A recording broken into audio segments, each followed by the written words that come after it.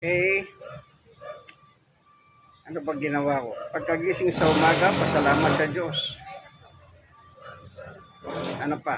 Nakinig ng salita ng Diyos sa online. Ano pa? Exercise. Galaw-galaw. Ano pa? Garlic water with calamansi and luya. Daily maintenance. Ininom ko na. Ano pa? Pinasyal ko na yung aking mga haso. Exercise sila. Walking naman ako sa labas. Then, after that, ito na.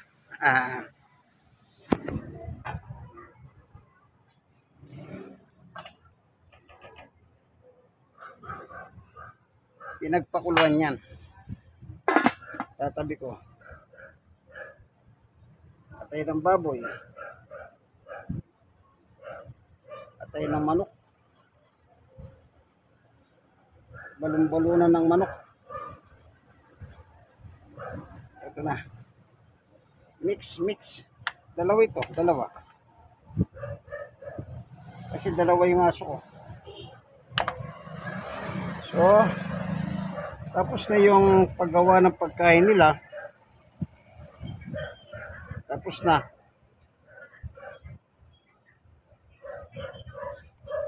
Ito na. Ilalagay sa rep ito. Para pag kailangan, kukuha na lang.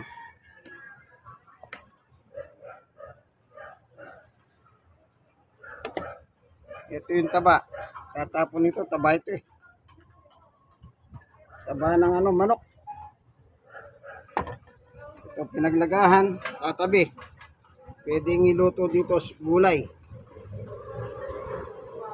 Yan, malasa yan. Pinagpakuluan ng atay ng manok, atay ng baboy, at balon-balunan ng manok. Kaya masustansya. Ilalagay ko muna sa rep ito sabaw. Ito sa freezer. Para magyelo yung mantika. Yung taba niya. Pag nawala na yung taba, yun. Alisin ko yung taba kasi matutulog yan pagka napunta sa rep. Mamaya kasi mainit pa Pinalalamig ko muna. Tsaka mo na lutuhan. Lagyan mo ng konting gulay. Ay masarap. Masustansya. The best in the best. Ika nga. Ito po inyong kaibigan kay Jesus, Brother Manny Bautista, Ganyan pong pagmamahal ko sa aking mga haso. Natutulog yung isa nandun sa baba, doon natutulog. Ayan. Napagod kasi sila. Nag-walking kami, exercise sa labas. Ano pa? Naka-perfect score na sila. Nakawiwi na.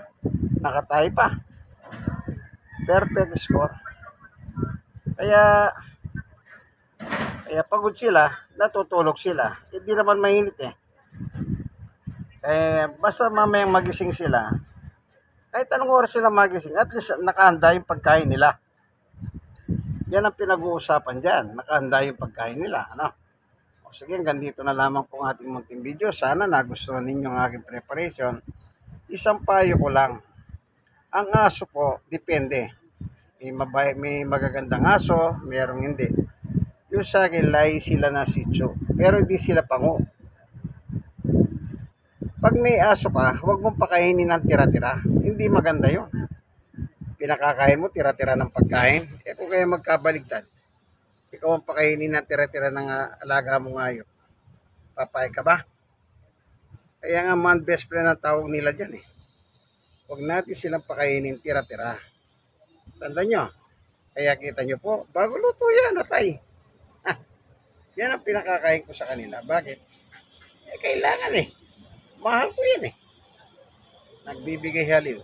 Alam nyo, yung aso, paluin mo, saktan mo. Tapos umalis ka. Pag bumalik ka, sasalubungin kanyang masaya. Ganyan ang mga haso. Tandaan nyo po yan. Ganyan ang mga haso. Sadyang babahit. O baka naman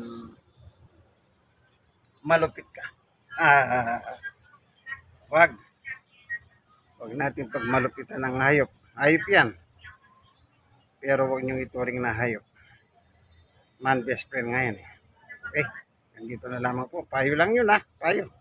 Sana meron kayong natutunan kaibigan. Ito ang inyong kaibigan kay Jesus in Christ alone. Brother Manny Bautista. Bye-bye.